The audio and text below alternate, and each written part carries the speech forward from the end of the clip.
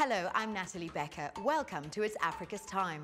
In today's episode, we travel in South Africa to meet two major players, Adcock Ingram and Procter & Gamble, to learn about their inclusive business strategies and commitments to sustainable development on the continent.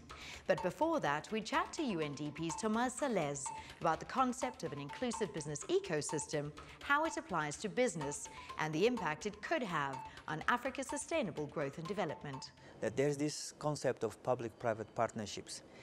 In the context of Africa, you actually need an additional P. It has to be public, private, and people's partnerships. The MDGs cannot be implemented without the role and participation of business. It is critical to have business because business creates jobs, they create the incoming opportunities, they create the technologies, they innovate. So they are part of the change that we need. First and foremost, we need to support the existing business that prove that. We need to take out the information related to how they worked, what are the opportunities, what works, what doesn't work. Secondly, as it is called by our report, the diamond, we need to look into incentives.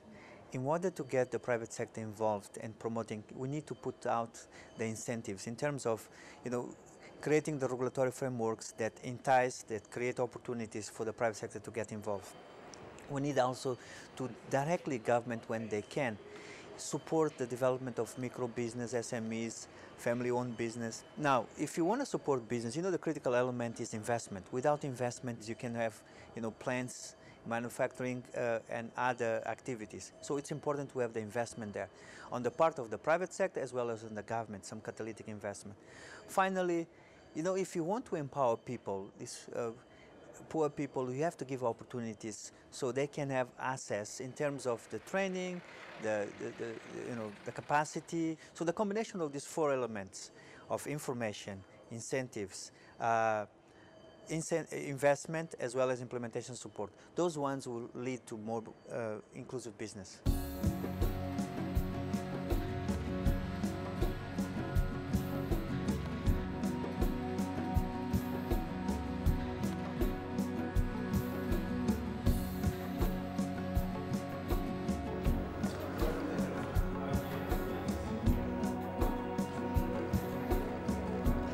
We have three regional hubs on the continent, and our main activities follow what we have in South Africa: prescription pharmaceuticals, over-the-counter pharmaceuticals, and our hospital or critical care products, drips, injections, water for injections. We want to be part of the clear growth that Africa will experience over the next 10 years.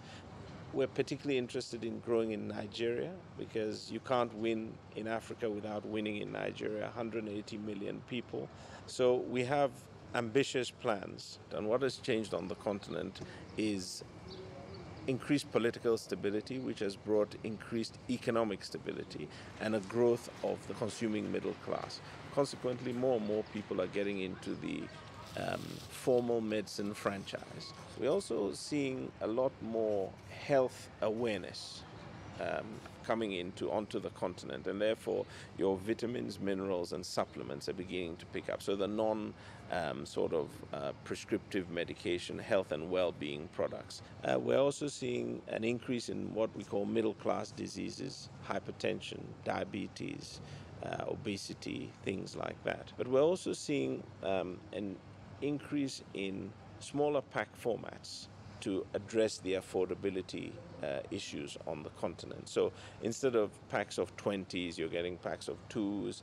Instead of 100 ml cough mixture, 5 ml sachets and the like. Distribution is also becoming a game changer for any pharmaceutical company.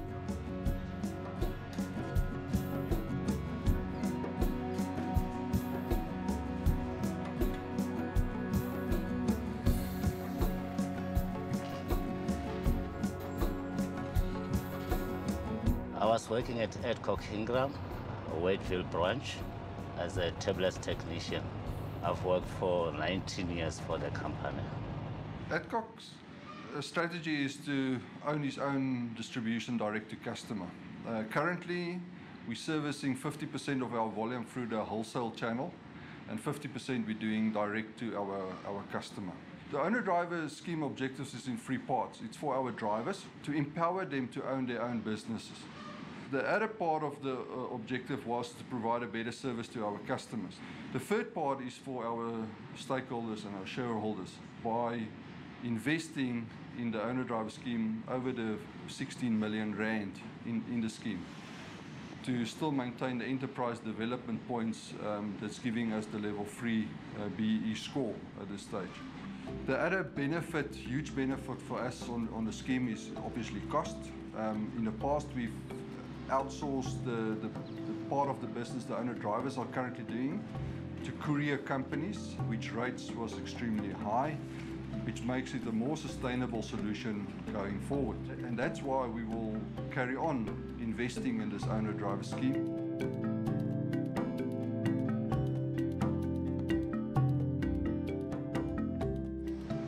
Adcock did purchase the car for us because I was not going to qualify as a person to get a loan of 1.2 million or 1.5 million to purchase those cars. After we've paid the car in the 5 years that we have the agreement on it, so the car belongs to us. I've learned how to run a business now, unlike before as a worker. Adcock Ingram has provided the owner-drivers with training courses on standard operation procedures in terms of delivery, anti-hijacking and vehicle management.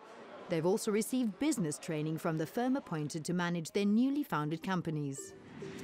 We've got 12 PTYs set up, and each PTY there's a director or owner, and he's got a driver, additional driver, and 2 van assistants. So in that PTY, we've got 4 employees.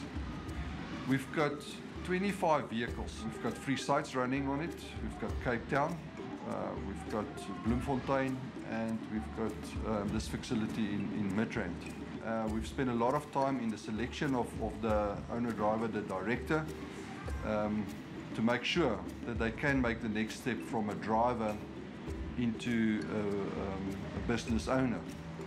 We've had a lot of dealings with Mishak through the negotiations, and we're really proud of him as the individual, managing his company in the best manner. In the first day when we were notified that we will be the owner-driver that were shortlisted, I couldn't wait to start when do I start my business. It's a huge big difference from being a worker and becoming an owner of your own business. Financially has improved a lot, and it was a big step for us. The lucky one that we were selected. I mean, out of 87 applicants, we were very fortunate to get this opportunity. The vehicles range from 1 tonners to 50 ton.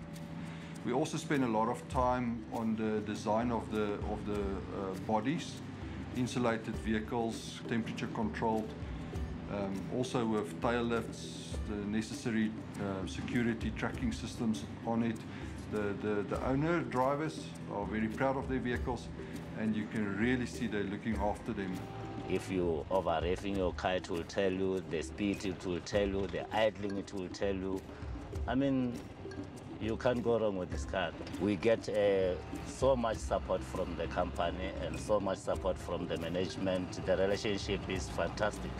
Our aim is to have a bigger number of vehicles within the company to make sure the delivery is being rendered within the time that is required.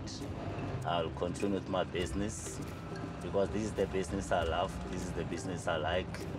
The more you like something, it's the more you learn more. I'm enjoying it.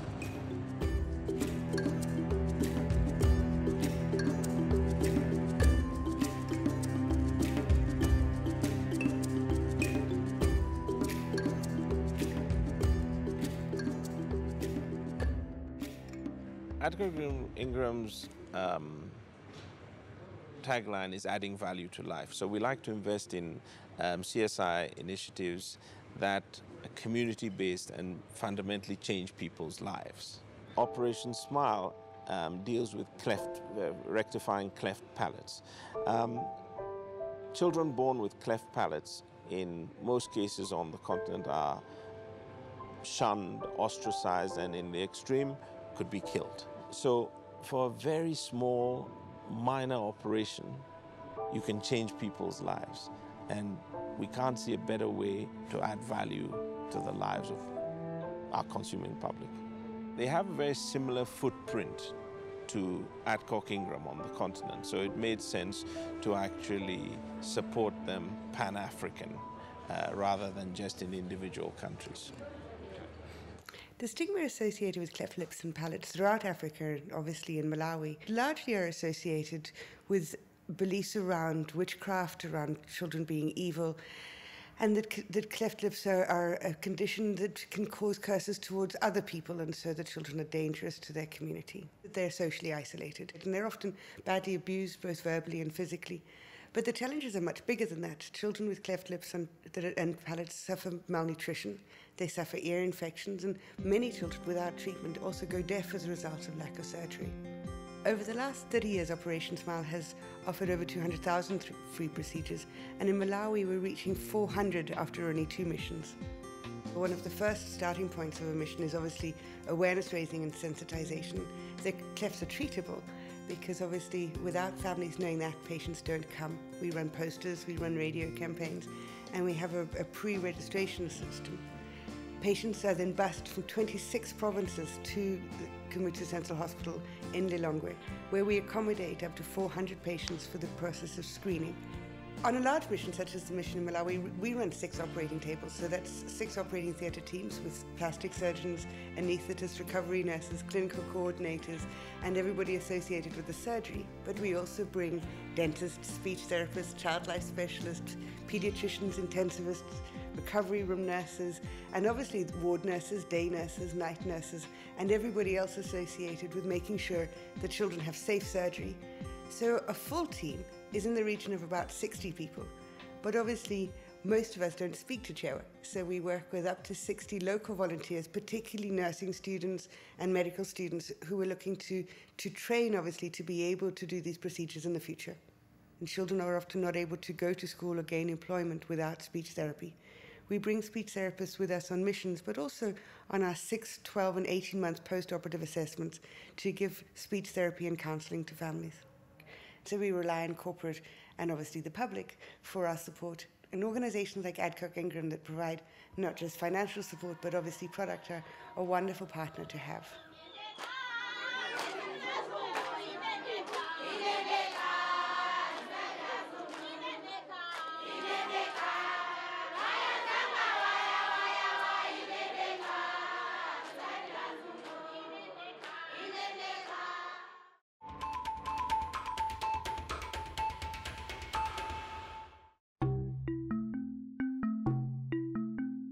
It's Africa's Time travels to Valwater in South Africa's Limpopo province to visit a primary and a secondary school, both of which have benefited from P&G's outreach campaign for girls.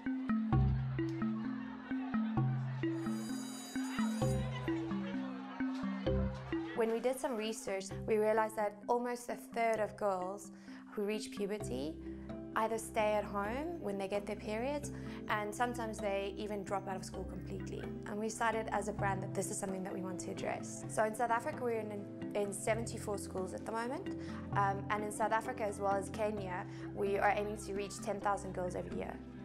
The objectives of Always Keeping Girls in School is to educate young girls who are in rural or previously disadvantaged communities and schools with puberty education, to give them the bigger reason to stay in school, and to offer them sanitary towels to have them when they are on their periods. We work with professional nurses who would run the puberty education classes. The second element, I'll classify it under motivation or giving the learners the bigger reason to stay in school.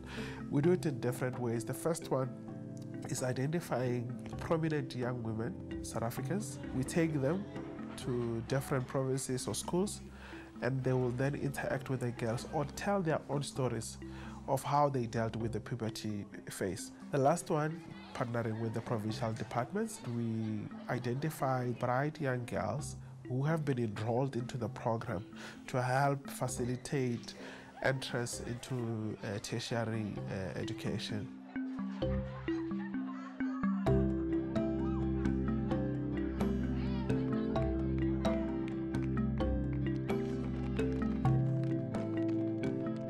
the literacy levels of the parents is too low. So there is a big gap between a person who's an academic and a person who has never gone to school. The majority of the women are domestic workers, and the men are actually working in the farms. So the majority of them are actually depending again on their social grants. The challenges are that they indulge a lot in alcohol and drugs and arranged marriages for small children, and their participation in the education of their children, even puberty education, is zero. We are having approximately 713 learners in the school. It's a poor rural community with a lot of social problems. One of the big challenges for us is many of our learners are staying without any parental guidance or supervision, very often taking care of younger brothers and sisters. Sometimes the parents are working in another town and the learners are staying with an aunt or an uncle, or they are staying completely on their own.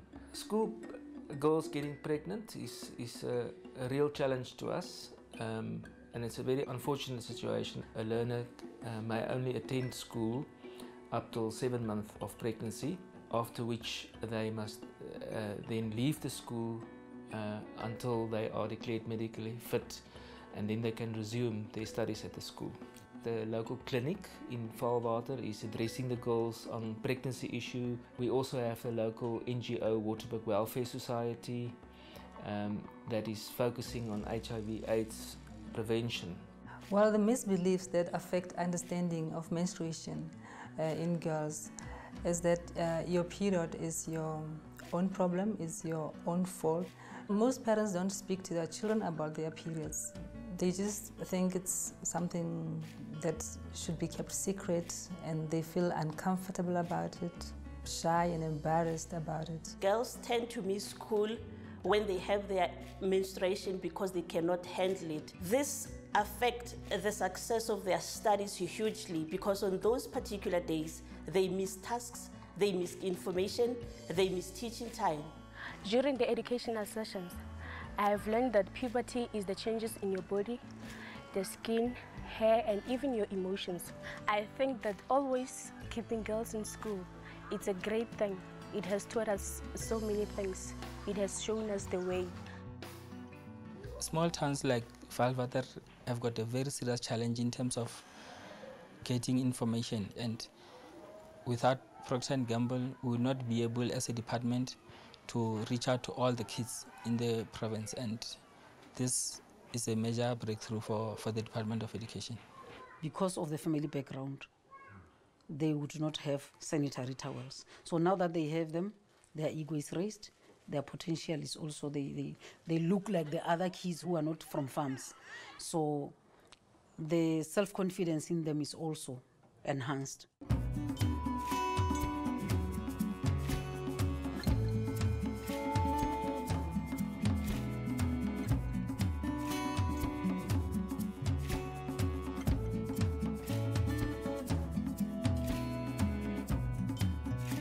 Girls tend to be more relaxed, more accepting of menstruation, and even when they see an always nurse walks in the school, like in the lower classes, they're in a hurry to get to grade 6 so they can speak to you and ask you about it.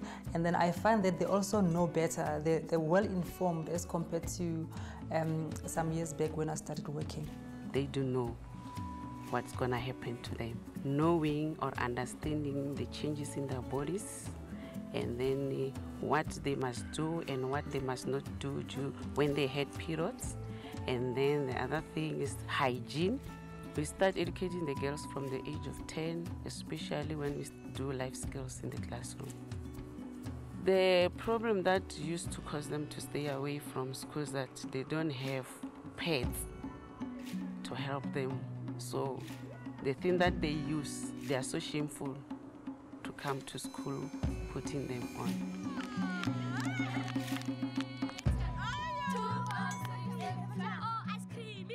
I'll feel more confident because I learned about changes and menstruation is not a disease.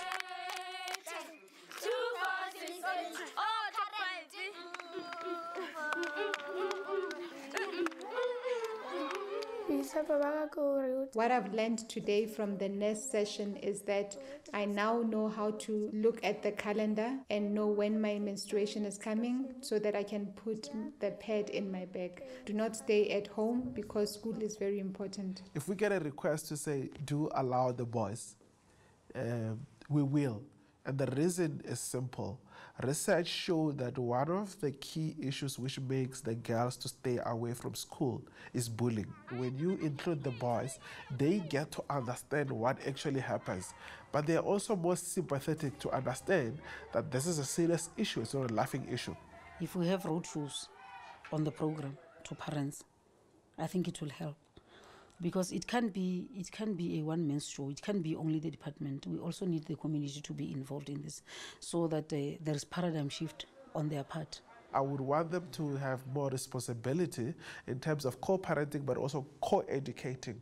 I would rather take a word from my parents than anyone else. And if parents will start the education at home, it will probably make our life easier that by the time you go to the school, that we are actually speaking the same language.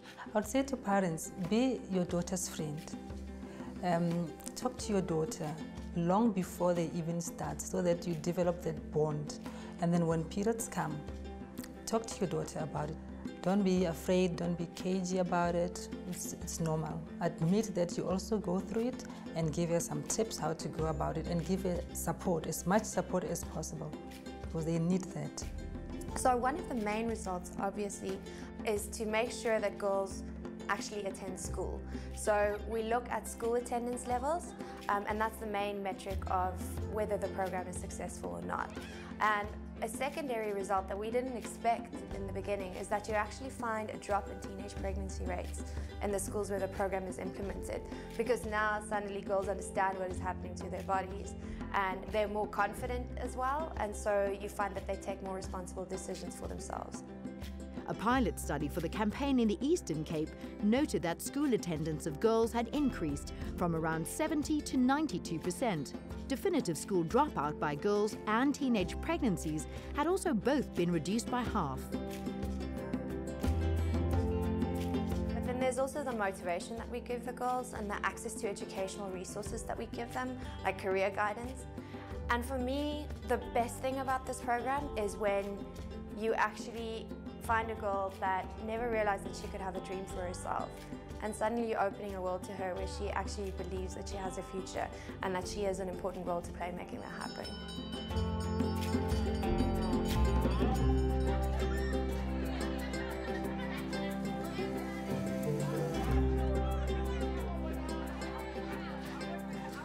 Education in Africa is still a challenge, and I think what we have seen, though, are quite a few success stories, and one of the key success stories is in the enrollment rates.